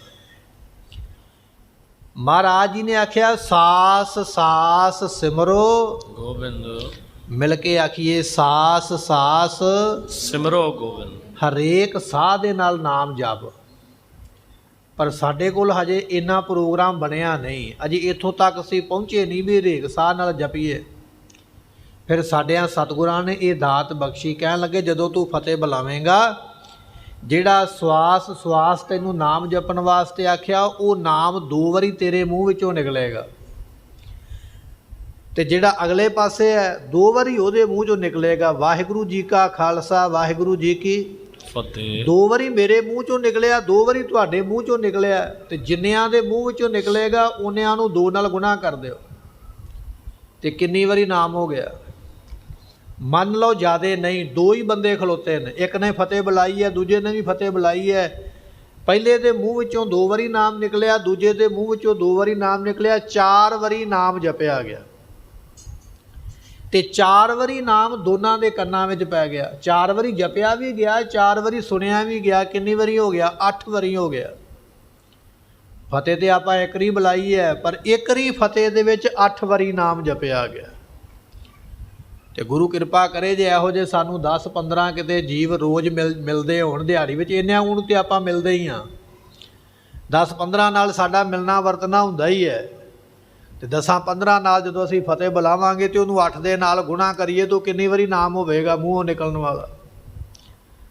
ਗੁਰਮੁਖਾ ਜੀ ਅਸੀਂ ਸਾਸ ਸਾਸ ਨਹੀਂ ਜਪ ਸਕੇ, ਇੰਨਾ ਕੁ ਤੇ ਜਪ ਲਿਆ ਨਾ ਵੀ ਆਪਣਾ ਭਲਾ ਕਰ ਸਕੀਏ। ਗੁਰੂ ਨੇ ਇਹ ਬਹਾਨਾ ਬਣਾ ਦਿੱਤਾ ਵੀ ਇਸ ਤਰੀਕੇ ਨਾਲ ਜਪ ਲਾ, ਇਹ ਤਾਂ ਸਾਨੂੰ ਫਤਿਹ ਬਖਸ਼ੀ ਹੈ। ਬਾਕੀ ਜਿੰਨੇ ਵੀ ਧਰਮ ਨੇ ਸਾਰਿਆਂ ਨੇ ਆਪਣਾ ਧਾਰਮਿਕ ਨਾਅਰਾ ਵੱਖੋ ਵੱਖਰਾ ਦਿੱਤਾ ਹੈ। ਜੇ ਕੋਈ ਹਿੰਦੂ ਧਰਮ ਨੂੰ ਮੰਨਦਾ ਉਹ ਵੀ ਰਾਮ ਰਾਮ ਕਹਿੰਦਾ, ਹਰੇ ਕ੍ਰਿਸ਼ਨ ਕਰਦਾ। ਜੇ ਇਸਲਾਮ ਵਾਲੇ ਨੇ ਉਹ ਵੀ ਆਪਣਾ ਨਾਮ ਲੈਂਦੇ ਨੇ, ਈਸਾਈ ਧਰਮ ਵਾਲੇ ਨੇ ਉਹ ਵੀ ਆਪਣਾ ਨਾਮ ਲੈਂਦੇ ਨੇ। ਤਕਰੀਬਨ ਧਰਮ ਸਾਰੇ ਹੀ ਆਪੋ ਆਪਣੇ ਸਮੇਂ ਦਾ ਧਾਰਮਿਕ ਨਾਮ ਦਿੰਦੇ ਨੇ। ਪਰ ਗੁਰੂ ਗੋਬਿੰਦ ਸਿੰਘ ਪਾਤਸ਼ਾਹ ਨੇ ਸਾਨੂੰ 4 ਯੁੱਗਾਂ ਦਾ ਨਾਮ ਦਿੱਤਾ, ਕਿਉਂਕਿ ਵਾਹਿਗੁਰੂ ਸ਼ਬਦ 4 ਅੱਖਰਾਂ ਤੋਂ ਬਣਿਆ। ਇਹ 4 ਅੱਖਰ ਪਾਤਸ਼ਾਹ ਨੇ 4 ਯੁੱਗਾਂ ਤੋਂ ਲੈ ਕੇ ਆਂਦੇ। ਆਖਿਆ ਇਹ ਨਾਮ ਜਪੇਗਾ ਤੇਰਾ ਭਲਾ ਹੋ ਜਾਏਗਾ। ਇਹ ਅਸੀਂ ਤਾਂ ਫਤਿਹ ਬੁਲਾਉਂਦੇ ਹਾਂ, ਔਰ ਫਤਿਹ ਬੁਲਾਉਣੀ ਚਾਹੀਦੀ ਹੈ। ਫਤਿਹ ਬੁਲਾਉਣੀ ਕੋਈ ਮਾੜੀ ਗੱਲ ਨਹੀਂ, ਇਹਦੇ ਵਿੱਚ ਸੰਕੋਚ ਨਹੀਂ ਕਰਨਾ ਚਾਹੀਦਾ, ਸ਼ਰਮ ਨਹੀਂ ਮੰਨਣੀ ਚਾਹੀਦੀ। ਜਾਂ ਤੇਰੇ ਮਨ ਵਿੱਚ ਇਹ ਹੀਨਤਾ ਹੀ ਨਾ ਆ ਜਾਵੇ ਵੀ ਮੈਂ ਤੇ ਅੰਮ੍ਰਿਤ ਨਹੀਂ ਛਕਿਆ, ਮੈਂ ਨਹੀਂ ਫਤਿਹ ਬੁਲਾਉਂਦਾ, ਜਾਂ ਮੇਰੇ ਕੇਸ ਕੱਟੇ ਹੋਏ ਨੇ, ਮੈਂ ਫਤਿਹ ਬੁਲਾਉਂਦਾ ਚੰਗਾ ਨਹੀਂ ਲੱਗਾਂਗਾ, ਲੋਕ ਕੀ ਕਹਿਣਗੇ। ਲੋਕਾਂ ਨੇ ਤੇ ਕਦੇ ਵੀ ਤੈਨੂੰ ਚੰਗਾ ਨਹੀਂ ਕਹਿਣਾ, ਤੂੰ ਜਿਵੇਂ ਦਾ ਮਰਜ਼ੀ ਹੋ ਜਾ। ਪਰ ਜੇ ਤੂੰ ਮੋਨਾ ਵੀ ਹੈ ਨਾ, ਜਾਂ ਤੂੰ ਅੰਮ੍ਰਿਤ ਨਹੀਂ ਵੀ ਨਾ ਛਕਿਆ, ਉਦੋਂ ਵੀ ਜੇ ਤੂੰ ਨਾ ਇਹ ਫਤਿਹ ਬੁਲਾਵੇਂਗਾ ਨਾ, ਉਹ ਨਾਮ ਦਾ ਫਲ ਤੈਨੂੰ ਵੀ ਮਿਲੇਗਾ। ਹੋ ਸਕਦਾ ਮਹਾਰਾਜ ਤੇਰੇ ਤੇ ਖੁਸ਼ ਹੋ ਕੇ ਤੈਨੂੰ ਗੁਰਸਿੱਖੀ ਦੀ ਦਾਤ ਦੇ ਦੇਣ। ਹੋ ਸਕਦਾ ਮਹਾਰਾਜ ਖੁਸ਼ ਹੋ ਕੇ ਅਗਲਾ ਜਨਮ ਤੈਨੂੰ ਮਨੁੱਖ ਦਾ ਹੀ ਦੇ ਦੇਣ, ਵੀ ਜਿਹੜਾ ਪਿਛਲੇ ਜਨਮ 'ਚ ਨਹੀਂ ਕਰ ਸਕਿਆ, ਚਲੋ 1 ਜਨਮ ਦਾ ਹੋਰ ਮੌਕਾ ਦੇ ਦਿਓ, ਇਸ ਵਾਰੀ ਸਿੱਖੀ ਨੂੰ ਇਹ ਪ੍ਰਾਪਤ ਹੋਵੇਗਾ, ਬਾਣੀ ਪੜ੍ਹੇਗਾ ਤੇ ਮੁਕਤ ਹੋ ਜਾਏਗਾ। ਇੱਕ ਵਾਰੀ ਆਖੀਏ ਸਤਨਾਮ ਸ਼੍ਰੀ ਵਾਹਿਗੁਰੂ। ਇਸ ਕਰਕੇ ਫਤਿਹ ਬੁਲਾਉਣ ਵਿੱਚ ਸੰਕੋਚ ਨਹੀਂ ਕਰਨਾ, ਕਦੇ ਇਹ ਨਹੀਂ ਸੋਚਣਾ ਵੀ ਮੈਂ ਮੋਨਾ ਆ ਜਾਂ ਮੈਂ ਅੰਮ੍ਰਿਤ ਨਹੀਂ ਛਕਿਆ। ਫਤਿਹ ਜਦੋਂ ਬੁਲਾਵੇਂਗਾ ਤੇਰੇ ਅੰਦਰੋਂ ਨਾਮ ਨਿਕਲੇਗਾ, ਤੇਰੇ ਕੰਨਾਂ ਵਿੱਚ ਨਾਮ ਪਵੇਗਾ, ਉਹਦਾ ਫਲ ਤੈਨੂੰ ਜ਼ਰੂਰ ਮਿਲਣਾ। ਸਤਿਗੁਰਾਂ ਨੇ ਇੱਕ ਬਚਨ ਬਖਸ਼ਿਸ਼ ਕੀਤਾ। ਕਿਸੇ ਸਿੱਖ ਨੇ ਆਖਿਆ ਮਹਾਰਾਜ ਨਾਮ ਜਪੀਏ, ਮਨ ਨਾ ਟਿਕੇ ਤੇ ਉਹਦਾ ਫਲ ਕੀ ਮਿਲੇਗਾ। ਤੇ ਸਤਿਗੁਰੂ ਸੈਰ ਨੂੰ ਤੁਰੇ ਜਾਂਦੇ ਤੇ ਸਵੇਰ ਦਾ ਸਮਾਂ ਹੈ ਤੇ ਸੂਰਜ ਦੀ ਧੁੱਪ ਪੈਂਦੀ ਪਈ ਹੈ। ਤੇ ਸਾਹਮਣੇ ਠਿਕਰੀਆਂ ਪਈਆਂ ਸਨ, ਕੁਝ ਘੜੇ ਟੁੱਟੇ ਹੋਏ ਪਏ ਹੋਏ। ਟੁੱਟੇ ਹੋਏ ਘੜਿਆਂ ਦੀਆਂ ਠਿਕਰੀਆਂ ਵਿੱਚੋਂ ਇੱਕ ਠਿਕਰੀ ਬੜੀ ਚਮਕਦੀ ਪਈ ਹੈ। ਸਤਿਗੁਰਾਂ ਨੇ ਇਸ਼ਾਰਾ ਕੀਤਾ, ਕਹਿਣ ਲੱਗੇ ਉਹ ਠਿਕਰੀ ਲੈ ਕੇ ਆਓ। ਲਿਆਂਦੀ ਗਈ। ਮਹਾਰਾਜ ਨੇ ਹੱਥੇ ਫੜ ਕੇ ਆਖਿਆ, ਕਹਿਣ ਲੱਗੇ ਠਿਕਰੀ ਚਮਕਦੀ ਤਾਂ ਪਈ ਹੈ, ਅਸਲ ਵਿੱਚ ਇਹ ਉਹ ਭਾਂਡਾ ਹੈ ਜਿਸ ਨੂੰ ਕਿਹਾ ਜਾਂਦਾ ਸੀ ਕਾੜਨੀ, ਜਿਹਦੇ ਵਿੱਚ ਦੁੱਧ ਕਾੜਿਆ ਜਾਂਦਾ, ਜਾਂ ਜਿਹਨੂੰ ਕਿਹਾ ਜਾਂਦਾ ਸੀ ਚਾਟੀ, ਜਿਹਦੇ ਵਿੱਚ ਦੁੱਧ ਰਿੜਕਿਆ ਜਾਂਦਾ ਹੈ। ਕਹਿਣ ਲੱਗੇ ਉਸ ਭਾਂਡੇ ਦੀ ਇਹ ਠਿਕਰੀ ਹੈ। ਇਸ ਭਾਂਡੇ ਵਿੱਚ ਦੁੱਧ ਰਹਿੰਦਾ ਰਿਹਾ, ਇਸ ਭਾਂਡੇ ਵਿੱਚ ਮੱਖਣ ਰਹਿੰਦਾ ਰਿਹਾ, ਇਸ ਭਾਂਡੇ ਵਿੱਚ ਮਲਾਈ ਰਹਿੰਦੀ ਰਹੀ ਹੈ। ਉਹ ਮਲਾਈ ਤੇ ਮੱਖਣ ਆਪਣੀ ਥੰਧਿਆਈ ਇਹਦੇ ਵਿੱਚ ਛੱਡ ਕੇ ਗਿਆ ਹੈ। ਭਾਵੇਂ ਇਸ ਭਾਂਡੇ ਨੇ ਪੀਤਾ ਨਹੀਂ, ਪਰ ਮੱਖਣ ਆਪਣਾ ਕੰਮ ਕਰ ਗਿਆ, ਆਪਣਾ ਥਿੰਦਾ ਇਹਦੇ ਵਿੱਚ ਛੱਡ ਗਿਆ। ਅੱਜ ਉਸ ਥਿੰਦੇ ਦੇ ਉੱਪਰ ਸੂਰਜ ਦੀ ਧੁੱਪ ਪਈ ਹੈ ਤੇ ਦੂਜਿਆਂ ਨਾਲੋਂ ਵੱਖਰਾ ਚਮਕਦਾ ਪਿਆ। ਪਰਮਾਤਮਾ ਦਾ ਨਾਮ ਵੀ ਇਹੋ ਜਿਹਾ ਹੈ, ਇਹ ਤੇਰੇ ਸਰੀਰ ਰੂਪੀ ਘੜੇ ਦੇ ਵਿੱਚ ਜਿੰਨਾ ਕੁ ਤੂੰ ਜਪਿਆ ਹੋਵੇਗਾ ਨਾ, ਨਾਮ ਆਪਣੀ ਛਾਪ ਜ਼ਰੂਰ ਛੱਡ ਕੇ ਜਾਏਗਾ। ਅੱਜ ਨਹੀਂ ਤੇ ਕੱਲ ਉਹਦਾ ਫਲ ਜ਼ਰੂਰ ਮਿਲੇਗਾ। ਜੇ ਕੋਈ ਗੁਰਸਿੱਖ ਹੈ ਉਹਦੇ ਵਾਸਤੇ ਤੇ ਅਟਲ ਹੁਕਮ ਹੈ ਵੀ ਉਹਨੇ ਫਤਿਹ ਹੀ ਬੁਲਾਉਣੀ ਹੈ। ਜਿਹਨੇ ਅੰਮ੍ਰਿਤ ਛਕਿਆ, ਜਿਹਨੇ ਅੰਮ੍ਰਿਤ ਨਹੀਂ ਛਕਿਆ ਭਾਈ ਉਹ ਵੀ ਫਤਿਹ ਬੁਲਾ ਸਕਦਾ, ਕੋਈ ਉਹਨੂੰ ਰੋਕ ਟੋਕ ਨਹੀਂ ਹੈ। ਜਿਹਨੇ ਕੇਸ ਨਹੀਂ ਰੱਖੇ ਹੋਏ ਉਹ ਵੀ ਬੁਲਾ ਸਕਦਾ। ਅੱਜ ਜਪੋਗੇ, ਅੱਜ ਬੀਜੋਗੇ, ਉਹਦਾ ਫਲ 3 ਮਹੀਨਿਆਂ ਨੂੰ 6 ਮਹੀਨਿਆਂ ਨੂੰ ਫਸਲ ਜ਼ਰੂਰ ਦੇਵੇਗੀ। ਪਰ ਜੇ ਆਪਾਂ ਫਸਲ ਹੀ ਨਹੀਂ ਬੀਜਾਂਗੇ, ਆਪਾਂ ਪਹਿਲਾਂ ਦਾਤਰੀ ਲੈ ਕੇ ਖੇਤ ਦੇ ਮੁੱਢ ਖੜ ਜਾਈਏ ਵੀ ਪਹਿਲਾਂ ਮੈਂ ਫਸਲ ਵੱਢਣੀ ਹੈ, ਵੱਢੋਗੇ ਕਿਵੇਂ ਜਿੰਨਾ ਚਿਰ ਬੀਜ ਨਹੀਂ ਬੀਜਿਆ। ਇਹ ਨਾਮ ਜਪਣਾ, ਇਹ ਬੀਜਣਾ ਹੈ। ਤੁਸੀਂ ਬੀਜੋ, ਇਹਦਾ ਫਲ ਤੁਹਾਨੂੰ ਪਰਮਾਤਮਾ ਨੇ ਆਪਣੇ ਆਪ ਹੀ ਦੇਣਾ, ਔਰ ਪੂਰੀ ਵਿਆਜ ਪਾ ਕੇ ਮਿਲੇਗਾ। ਪੂਰੀਆਂ ਸਾਰੀਆਂ ਵਸਤੂਆਂ ਵੀ ਨਾਲ ਹੀ ਇਹਦੇ ਆਉਣਗੀਆਂ। ਇਹ ਮਹਾਰਾਜ ਨੇ ਫਤਿਹ ਦੀ ਬਖਸ਼ਿਸ਼ ਕੀਤੀ ਹੈ। ਪੀਰ ਪਾਤਸ਼ਾਹ ਕਰਾਮਾਤੀ ਜੇ ਅਪਰ ਪੰਥ। ਸਤਿਗੁਰੂ ਪਾਤਸ਼ਾਹ ਕਹਿਣ ਲੱਗੇ, ਜਿੰਨੇ ਪੀਰ ਨੇ, ਜਿੰਨੇ ਆਪਣੇ ਆਪ ਨੂੰ ਪਾਤਸ਼ਾਹ ਕਹਾਉਂਦੇ ਨੇ, ਜਾਂ ਜਿੰਨੇ ਵੀ ਪੰਥ ਹਨ, ਪੰਥ ਤੋਂ ਭਾਵ ਹੁੰਦਾ ਵੀ ਜਿੰਨੇ ਵੀ ਧਰਮ ਹਨ। ਹਿੰਦੂ ਕੇ ਤੁਰਕ ਹੂੰ ਕੀ ਕਾਨ ਘੁੰਮ ਟਾਈ। ਸਤਿਗੁਰੂ ਪਾਤਸ਼ਾਹ ਕਹਿਣ ਲੱਗੇ, ਨਾ ਹਿੰਦੂ ਦੀ ਕਾਨ ਮੰਨਣੀ ਹੈ ਕਾਨ ਕਨੌੜ, ਨਾ ਮੁਸਲਮਾਨ ਦੀ ਮੰਨਣੀ ਹੈ। ਗੁਰਮੁਖੋ ਇੱਥੇ ਬਚਨ ਸਮਝਣ ਵਾਲਾ ਹੈ। ਹਿੰਦੂ ਸਾਡਾ ਦੁਸ਼ਮਣ ਨਹੀਂ ਤੇ ਮੁਸਲਮਾਨ ਵੀ ਸਾਡਾ ਦੁਸ਼ਮਣ ਨਹੀਂ। ਇੱਥੇ ਆਮ ਬੰਦਿਆਂ ਦੀ ਗੱਲ ਨਹੀਂ ਹੈ। ਇੱਥੇ ਹਿੰਦੂ ਮੁਸਲਮਾਨ ਉਹਨਾਂ ਬੰਦਿਆਂ ਦੀ ਗੱਲ ਹੈ ਜਿਹੜੇ ਕੁਝ ਰਾਜਨੀਤਿਕ ਨੇ, ਜਿਹੜੇ ਕੁਝ ਧਰਮ ਦੇ ਠੇਕੇਦਾਰ ਨੇ। ਅਸਲ ਵਿੱਚ ਵੈਰ ਵੀ ਉਹਨਾਂ ਨੇ ਹੀ ਪਾਇਆ। ਹਿੰਦੂ ਮੁਸਲਮ ਸਾਰੇ ਇਕੱਠੇ ਰਹਿੰਦੇ ਨੇ, ਸਿੱਖ ਈਸਾਈ ਇਕੱਠੇ ਰਹਿੰਦੇ ਨੇ, ਹੈ ਬੰਦਿਆਂ ਵਰਗੇ ਬੰਦੇ, ਧਰਮ ਵੱਖੋ ਵੱਖਰਾ।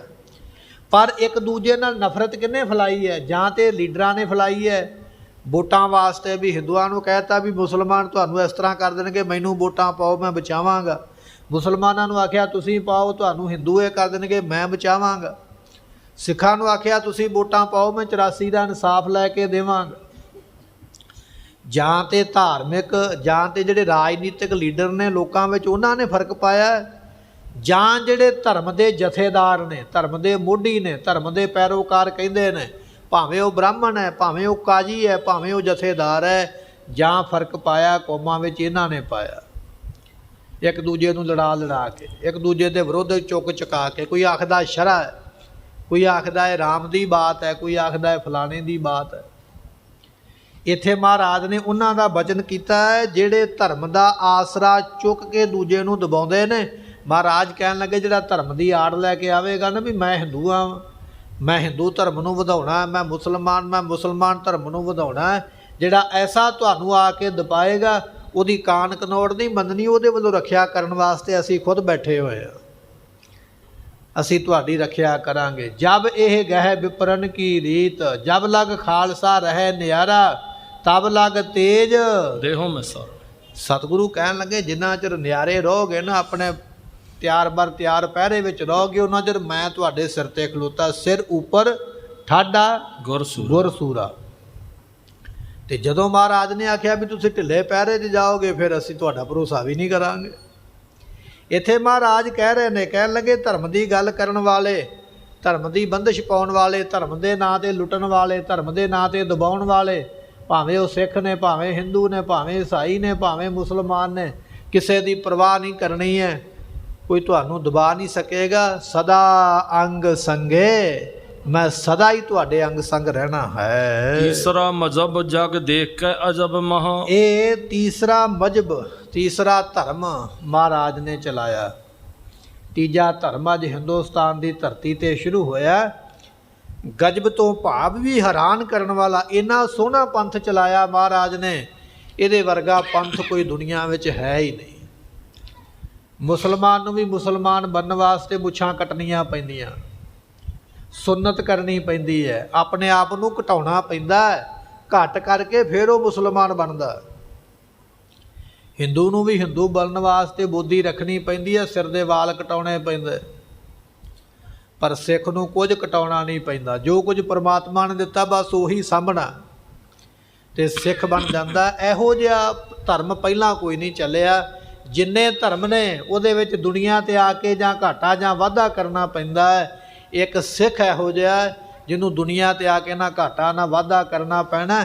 ਜਿਵੇਂ ਦੀ ਸੂਰਤ ਕੁਦਰਤ ਨੇ ਬਖਸ਼ੀ ਹੈ ਉਹਨੂੰ ਸਾਂਭ ਕੇ ਰੱਖ, ਤੂੰ ਆਪਣੇ ਆਪ ਹੀ ਧੰਨ ਗੁਰੂ ਗੋਬਿੰਦ ਸਿੰਘ ਮਹਾਰਾਜ ਜੀਆਂ ਦਾ ਸਿੱਖ ਲੱਗੇਗਾ, ਤੈਨੂੰ ਦੱਸਣ ਦੀ ਲੋੜ ਨਹੀਂ ਪਵੇਗੀ। ਐਸਾ ਪੰਥ ਮਹਾਰਾਜ ਨੇ ਤੁਰਿਆ ਹੈ। ਬੈਰੀ ਕੇ ਗਜ਼ਬ ਪਰਿਓ ਸ਼ੀਨਾ ਠਕੁਰਾਈ ਹੈ। ਕਹਿਣ ਲੱਗੇ ਵੀ ਵੈਰੀਆਂ ਦੇ ਉੱਪਰ ਤੇ ਮੰਨ ਲਓ ਵੀ ਇਹ ਗਜਬ ਹੀ ਪੈ ਗਿਆ। ਗਜਬ ਤੋਂ ਭਾਵ ਹੁੰਦਾ ਵੀ ਵੈਰੀਆਂ ਦੇ ਉੱਪਰ ਤੇ ਸਮਝ ਲਓ ਵੀ ਬਿਜਲੀ ਡਿੱਗ ਪਈ ਹੈ। ਮਹਾਰਾਜ ਨੇ ਹੁਕਮ ਕੀਤਾ, ਕਹਿਣ ਲੱਗੇ ਖਾਲਸਾ ਜੀ ਸਮਾਂ ਆਵੇਗਾ ਜਦੋਂ ਤੁਸੀਂ ਰਾਜ ਭਾਗ ਦੇ ਮਾਲਕ ਬਣੋਗੇ। ਤੇ ਵੈਰੀਆਂ ਨੂੰ ਇਹ ਬਚਨ ਕਿੱਥੇ ਚੰਗਾ ਲੱਗਦਾ? ਜਿਹੜੇ ਉਸ ਵੇਲੇ ਤਖਤ ਤੇ ਬੈਠੇ ਹੋਣਗੇ ਚੰਗਾ ਨਹੀਂ ਲੱਗਦਾ। ਉਹਨਾਂ ਨੂੰ ਪਹਿਲਾਂ ਹੱਥਾਂ ਪੈਰਾਂ ਦੀ ਪੈ ਗਈ ਵੀ ਮਹਾਰਾਜ ਨੇ ਤੇ ਅੰਮ੍ਰਿਤ ਛਕਾਇਆ ਨਹੀਂ ਸੀ। ਉਦੋਂ ਵੀ ਇਹ ਜੰਗ ਵਿੱਚ ਜਿੱਤ ਜਾਂਦੇ ਸਨ। ਅੱਜ ਇਹਨਾਂ ਨੇ ਅੰਮ੍ਰਿਤ ਛਕਾ ਦਿੱਤਾ, ਇਹਨਾਂ ਨੇ ਫੌਜ ਬਣਾ ਲਈ ਹੈ, ਇਹ ਅੱਜ ਨਹੀਂ ਤੇ ਕੱਲ੍ਹ ਨੂੰ ਸਾਡਾ ਰਾਜ ਇਹਨਾਂ ਨੇ ਖੋਹ ਲੈਣਾ ਹੈ। ਐਸੀ ਉਹਨਾਂ ਤੇ ਆ ਕੇ ਚਿੰਤਾ ਬਣੀ ਹੈ। ਧਰਮ ਸਥਾਪਵੇ ਕੋ ਪਾਪਨ ਕੇ ਖਾਪਵੇ ਕੋ। ਸਤਿਗੁਰੂ ਪਾਤਸ਼ਾਹ ਮਹਾਰਾਜ ਜੀ ਧਰਮ ਨੂੰ ਸਥਾਪਨ ਕਰਨਾ ਚਾਹੁੰਦੇ ਔਰ ਪਾਪੀਆਂ ਨੂੰ ਨਾਸ਼ ਕਰਨਾ ਚਾਹੁੰਦੇ। ਪੰਜਾਂ ਪਿਆਰਿਆਂ ਦੇ ਰਾਹੀਂ ਮਹਾਰਾਜ ਨੇ ਅੱਜ ਧਰਮ ਚਲਾਇਆ, ਖਾਲਸਾ ਧਰਮ, ਖਾਲਸਾ ਪੰਥ। ਔਰ ਜਿਹੜੇ ਪਾਪੀ ਨੇ ਉਹਨਾਂ ਨੂੰ ਨਾਸ਼ ਕਰਨ ਵਾਸਤੇ ਪੰਜਾਂ ਪਿਆਰਿਆਂ ਨੂੰ ਸ਼ਸਤਰ ਪਵਾ ਦਿੱਤੇ। ਹੁਣ ਜਿਹੜੇ ਪਾਪੀ ਨੇ ਉਹਨਾਂ ਨੂੰ ਵੀ ਪਤਾ ਵੀ ਸਾਨੂੰ ਦੰਡ ਦੇਣ ਵਾਲਾ ਕੋਈ ਪੈਦਾ ਹੋ ਗਿਆ, ਤੇ ਜਿਹੜੇ ਧਰਮ ਦੇ ਨਾਂ ਤੇ ਕਰਦੇ ਸਨ ਕੁਕਰਮ ਉਹਨਾਂ ਨੂੰ ਵੀ ਪਤਾ ਲੱਗ ਗਿਆ ਵੀ ਖਾਲਸਾ ਪੈਦਾ ਹੋ ਗਿਆ। ਇਹ ਧੰਨ ਗੁਰੂ ਗੋਬਿੰਦ ਸਿੰਘ ਮਹਾਰਾਜ ਜੀਆਂ ਦੀ ਉੱਚੀ ਸੁੱਚੀ ਸੋਚ ਦੇ ਸਦਕਾ ਮਹਾਰਾਜ ਨੇ ਪੰਥ ਵੀ ਚਲਾਇਆ ਔਰ ਦੁਸ਼ਟਾਂ ਨੂੰ ਨਾਸ਼ ਕਰਨ ਵਾਸਤੇ ਮਹਾਰਾਜ ਨੇ ਸ਼ਸਤਰ ਵੀ ਪਹਿਨਾਏ ਹਨ। ਗੁਰੂ ਜਾਪ ਬੇਕੋ ਨਹੀਂ ਰੀਤ ਯੋਂ ਚਲਾਈ ਹੈ। ਅਤੇ ਗੁਰੂ ਗੁਰੂ ਗੁਰ ਜਪ ਮਨ ਮੋਰ, ਗੁਰੂ ਬਿਨਾ ਮੈਂ ਨਾਹੀ ਹੋਰ। ਗੁਰੂ ਦਾ ਜਪ ਕਰਨ ਵਾਸਤੇ, ਗੁਰੂ ਦਾ ਨਾਮ ਲੈਣ ਵਾਸਤੇ ਖਾਲਸਾ ਬਣਿਆ। ਅੱਜ ਵੀ ਤੁਸੀਂ ਮਹਾਨ ਸ਼ਹੀਦ ਬਾਬਾ ਦੀਪ ਸਿੰਘ ਜੀਆਂ ਦੇ ਭੋਰਾ ਸਾਹਿਬ ਦੇ ਦਰਸ਼ਨ ਕਰੋਗੇ ਨਾ ਜਾ ਕੇ ਦਮਦਮਾ ਸਾਹਿਬ ਦੀ ਧਰਤੀ ਤੇ, ਉਹਨਾਂ ਦਾ ਸਿਮਰਨਾ ਉੱਥੇ ਵੀ ਪਿਆ ਹੋਇਆ। ਉਹਨਾਂ ਦਾ ਗੁੜਕਾ ਸਾਹਿਬ ਉੱਥੇ ਵੀ ਮੌਜੂਦ ਹੈ ਜਿੱਥੇ ਉਹ ਸਿਮਰਨ ਕਰਦੇ, ਬਾਣੀ ਪੜ੍ਹਦੇ। ਇਹ ਮਹਾਰਾਜ ਨੇ ਖਾਲਸਾ ਹੀ ਇਹੋ ਜਿਹਾ ਬਣਾਇਆ ਜਿਹੜਾ ਬਾਬਾ ਦੀਪ ਸਿੰਘ ਦੇ ਵਾਂਗ ਹਰ ਵੇਲੇ ਜਾਪ ਨੂੰ ਜਪੇਗਾ, ਹਰ ਵੇਲੇ ਜਾਪ ਕਰੇਗਾ। ਐਸਾ ਪੰਥ ਤੋਰਿਆ ਹੈ। ਦੋਹਰਾ ਇਸ ਵੇਦ ਪੰਚੋ ਸਿੰਘ ਕੋ ਖੰਡੇ ਪਹੁਲ ਦੀਨ। ਇਸ ਤਰ੍ਹਾਂ ਮਹਾਰਾਜ ਜੀਆਂ ਨੇ ਪੰਜਾਂ ਸਿੰਘਾਂ ਨੂੰ ਖੰਡੇ ਬਾਟੇ ਦਾ ਅੰਮ੍ਰਿਤ ਛਕਾਇਆ। ਇਹ ਖੰਡਾ ਬਾਟਾ ਮਹਾਰਾਜ ਨੇ ਆਪ ਤਿਆਰ ਕਰਵਾ ਕੇ ਅੰਮ੍ਰਿਤ ਸਰੋਵਰ ਜਾਂ ਕਹਿ ਲਈਏ ਸਤਲੁਜ ਦੇ ਵਿੱਚੋਂ ਜਲ ਲੈ ਕੇ 5 ਬਾਣੀਆਂ ਪੜ੍ਹ ਕੇ ਮਾਤਾ ਜੀਤ ਕੌਰ ਜੀਆਂ ਨੇ ਪਤਾਸਿਆਂ ਦੀ ਸੇਵਾ ਕਰਕੇ ਅੰਮ੍ਰਿਤ ਤਿਆਰ ਕੀਤਾ। ਧੰਨ ਗੁਰੂ ਗੋਬਿੰਦ ਸਿੰਘ ਮਹਾਰਾਜ ਜੀਆਂ ਨੇ ਉਹ ਅੰਮ੍ਰਿਤ ਫਿਰ ਸਾਰਿਆਂ ਤੋਂ ਪਹਿਲਾਂ ਪੰਜਾਂ ਪਿਆਰਿਆਂ ਨੇ ਛਕਿਆ। ਉਹ ਜਿਹੜੇ 5 ਪਿਆਰੇ ਸਨ ਉਹ ਧਰਮ ਦਾ ਮੁੱਢ ਬਣੇ। 5 ਪ੍ਰਵਾਨ 5 ਪ੍ਰਧਾਨ ਪੰਚੇ ਪਾਵੈ ਦਰਗਹਿ ਮਾਨ। ਉਹਨਾਂ ਨੂੰ ਵਡਿਆਈ ਬਖਸ਼ ਕੇ ਮਹਾਰਾਜ ਨੇ 5 ਪਿਆਰੇ ਸਾਜੇ ਹਨ। ਵਹਿਰ ਵੇਖ ਉਰ ਗਿਆਨ ਦੇ ਆਪਣੇ ਸਮਸੋ ਕੀਨ। ਤੇ ਸਤਿਗੁਰੂ ਪਾਤਸ਼ਾਹ ਨੇ ਜਿਹੜਾ ਬਾਹਰੋਂ ਲਿਬਾਸ ਸੀ ਨਾ, ਬਾਹਰਲੇ ਕੱਪੜੇ, ਉਹ ਵੀ ਧੰਨ ਗੁਰੂ ਗੋਬਿੰਦ ਸਿੰਘ ਮਹਾਰਾਜ ਜੀਆਂ ਨੇ ਬਿਲਕੁਲ ਆਪਣੇ ਵਰਗੇ ਪਵਾਏ। ਜਿਹੋ ਜਿਹਾ ਚੋਲਾ ਮਹਾਰਾਜ ਨੇ ਪਾਇਆ ਉਹੋ ਜਿਹਾ ਹੀ ਚੋਲਾ ਪੰਜਾਂ ਪਿਆਰਿਆਂ ਨੂੰ ਪਹਿਨਾਇਆ। ਜਿਹੋ ਜੀ ਦਸਤਾਰ ਆਪ ਬੱਧੀ ਹੈ ਉਹੋ ਜੀ ਦਸਤਾਰ ਪੰਜਾਂ ਪਿਆਰਿਆਂ ਨੂੰ ਬਣਾਈ। ਜਿਹੋ ਜਿਹਾ ਕਮਰ ਕੱਸਾ ਜਾਂ ਕਛਹਿਰਾ ਆਪ ਪਹਿਨਿਆ ਉਹੋ ਜਿਹੇ ਬਸਤਰ ਪੰਜਾਂ ਪਿਆਰਿਆਂ ਨੂੰ ਪਹਿਨਾਏ। ਜਿਹੋ ਜਿਹੇ ਸ਼ਸਤਰ ਮਹਾਰਾਜ ਨੇ ਆਪ ਸਜਾਏ ਉਹੋ ਜਿਹੇ ਉਹਨਾਂ ਪੰਜਾਂ ਸਿੰਘਾਂ ਨੂੰ ਸਜਾਏ। ਉਹ 5 ਸਿੰਘ ਜਦੋਂ ਮਹਾਰਾਜ ਦੇ ਸਾਹਮਣੇ ਆ ਕੇ ਬਰਾਬਰ ਖੜ੍ਹੇ ਕੋਈ ਦੂਰੋਂ ਵੇਖ ਕੇ ਦੱਸ ਨਹੀਂ ਸਕਦਾ ਵੀ ਇਹਨਾਂ ਵਿੱਚੋਂ 5 ਪਿਆਰੇ ਕਿਹੜੇ ਨੇ, ਇਹਦੇ ਵਿੱਚੋਂ ਧੰਨ ਗੁਰੂ ਗੋਬਿੰਦ ਸਿੰਘ ਮਹਾਰਾਜ ਕਿਹੜੇ ਨੇ। ਮਹਾਰਾਜ ਨੇ ਬਾਹਰੀ ਰੂਪ ਵੀ ਆਪਣੇ ਵਰਗਾ ਉਹਨਾਂ ਨੂੰ ਬਖਸ਼ਿਆ, ਤੇ ਜਿਹੜਾ ਅੰਦਰਲਾ ਗਿਆਨ ਹੈ, ਹੁਣ ਧੰਨ ਗੁਰੂ ਗੋਬਿੰਦ ਸਿੰਘ ਮਹਾਰਾਜ ਹੀ ਹੈ ਤੇ ਗਿਆਨ ਦੇ ਸਮੁੰਦਰ, ਕਿਉਂਕਿ ਗੁਰੂ ਨਾਨਕ ਦੇਵ ਪਾਤਸ਼ਾਹ ਦਾ 10ਵਾਂ ਰੂਪ ਨੇ। ਸਤਿਗੁਰੂ ਪਾਤਸ਼ਾਹ ਮਹਾਰਾਜ ਜੀ ਜਿਵੇਂ ਆਪ ਗਿਆਨ ਦਾ ਸਮੁੰਦਰ ਨੇ, ਇਹੋ ਹੀ ਗਿਆਨ ਮਹਾਰਾਜ ਨੇ 5 ਪਿਆਰਿਆਂ ਨੂੰ ਬਖਸ਼ਿਸ਼ ਕੀਤਾ। ਜਿਹੜਾ ਗਿਆਨ ਧੰਨ ਗੁਰੂ ਨਾਨਕ ਦੇਵ ਪਾਤਸ਼ਾਹ ਨੇ ਤੁਲਸਾ ਦਾਸੀ ਨੂੰ ਬਖਸ਼ਿਸ਼ ਕੀਤਾ ਸੀ। ਗੁਰੂ ਨਾਨਕ ਦੇਵ ਪਾਤਸ਼ਾਹ ਦੇ ਚਰਨਾਂ ਨੂੰ ਆਪਣੇ ਮੂੰਹ ਵਿੱਚ ਪਾ ਕੇ ਅੰਗੂਠੇ ਨੂੰ ਜਦੋਂ ਤੁਲਸਾ ਦਾਸੀ ਨੇ ਆਪਣੀ ਜ਼ੁਬਾਨ ਲਾਈ ਤੇ ਬ੍ਰਹਮ ਗਿਆਨ ਦੀ ਅਵਸਥਾ ਨੂੰ ਪ੍ਰਾਪਤ ਹੋਈ।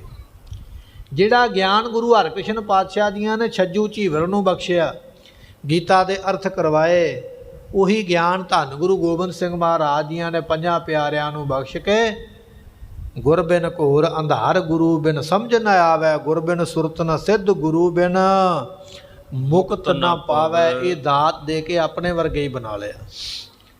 ਅੰਦਰਲਾ ਗਿਆਨ ਵੀ ਆਪਣੇ ਵਰਗਾ ਕਰ ਲਿਆ, ਬਾਹਰਲੇ ਕੱਪੜੇ ਵੀ ਆਪਣੇ ਵਰਗੇ, ਆਪਣੇ ਖਾਲਸੇ ਦੇ ਮਹਾਰਾਜ ਨੇ ਆਪਣੇ ਵਰਗੇ ਹੀ ਬਣਾ ਲਏ। ਤਾਂ ਹੀ ਆਖਿਆ ਗੁਰੂ ਦਾ ਤੇ ਖਾਲਸੇ ਦਾ ਫਰਕ ਕੋਈ ਨਹੀਂ ਹੈ, ਇੱਕੋ ਰੂਪ ਹੀ ਹੈ। ਸੋ ਗੁਰਮੁਖੋ ਅੱਜ ਦੇ ਦਿਨ ਧੰਨ ਗੁਰੂ ਅੰਗਦ ਦੇਵ ਪਾਤਸ਼ਾਹ ਮਹਾਰਾਜ ਸਾਹਿਬ ਜੀ ਖਡੂਰ ਸਾਹਿਬ ਦੀ ਧਰਤੀ ਤੇ ਜਦੋਂ ਬਿਰਾਜੇ ਸਨ, ਧੰਨ ਧੰਨ ਗੁਰੂ ਅਮਰਦਾਸ ਪਾਤਸ਼ਾਹ ਦੀ ਸੇਵਾ ਤੋਂ ਖੁਸ਼ ਹੋ ਕੇ ਨਿਮਾਣਿਆਂ ਦੇ ਮਾਨ, ਨਿਤਾਣਿਆਂ ਦੇ ਤਾਨ, ਨਿਉਟਿਆਂ ਦੀ ਓਟ, ਨਿਗਤਿਆਂ ਦੀ ਗਤ, ਨਿਪੱਤਿਆਂ ਦੀ ਪੱਤ, ਨਿਪੱਤਿਆਂ ਦਾ ਆਸਰਾ, ਨੇ ਆਸਰਿਆਂ ਦਾ ਆਸਰਾ, ਨੇ ਧਰਿਆਂ ਦੀ ਧਿਰ, ਇਹ 12 ਵਰ ਬਖਸ਼ੇ ਧੰਨ ਗੁਰੂ ਅੰਗਦ ਦੇਵ ਪਾਤਸ਼ਾਹ ਨੇ ਗੁਰੂ ਅਮਰਦਾਸ ਮਹਾਰਾਜ ਜੀਆਂ ਨੂੰ।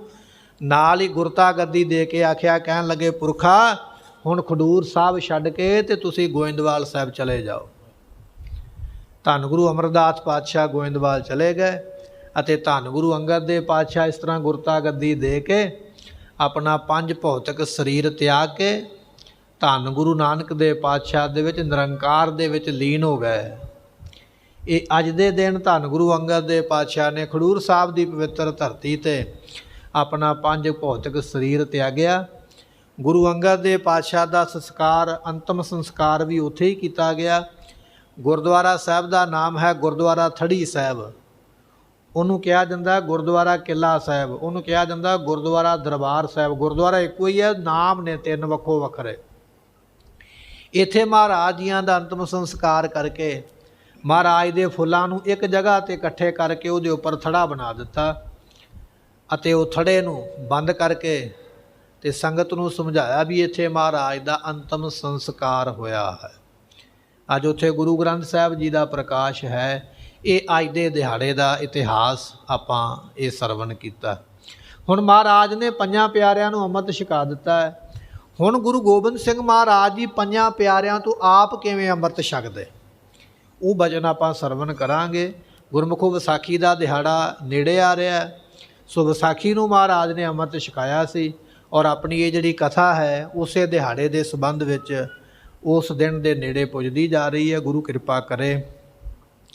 ਇਸੇ ਤਰ੍ਹਾਂ ਜਿਹੜੀ ਆਪਾਂ ਸਵੇਰੇ ਕਥਾ ਸਰਵਣ ਕਰਦੇ ਹਾਂ ਗੁਰਬਾਣੀ ਦੀ, ਉਸ ਕਥਾ ਦਾ ਮੱਧ ਵੀ ਇਸੇ ਵਿਸਾਖੀ 'ਤੇ ਲੱਗਣਾ ਹੈ। ਸੋ ਇਹ ਗੁਰੂ ਪਾਤਸ਼ਾਹ ਦੀ ਆਪਣੇ 'ਤੇ ਰਹਿਮਤ ਹੋ ਰਹੀ ਹੈ। ਜਿਹੜੀ ਸਵੇਰੇ ਆਪਾਂ ਗੁਰਬਾਣੀ ਦੀ ਕਥਾ ਸਰਵਣ ਕਰਦੇ ਹਾਂ, ਉਹ ਕਥਾ ਮੱਧ ਭਾਗ ਵਿੱਚ ਆ ਜਾਣੀ ਹੈ ਵਿਸਾਖੀ ਵਾਲੇ ਦਿਹਾੜੇ 'ਤੇ। ਉਹਦੀ ਵੀ ਅਰਦਾਸ ਬੇਨਤੀ ਕਰਾਂਗੇ। ਆਪ ਸੰਗਤਾਂ ਨੂੰ ਵੱਧ ਤੋਂ ਵੱਧ ਪਹੁੰਚਣ ਦੀ ਬੇਨਤੀ ਹੈ। ਇਹ ਬੇਨਤੀਆਂ ਪ੍ਰਵਾਨ ਕਰਨੀਆਂ। ਲਿਖੈ ਕਤਹਿ ਨ ਛੁਟੀਐ, ਬਖਸ਼ਨਹਾਰ ਬਖਸ਼ ਲੈ।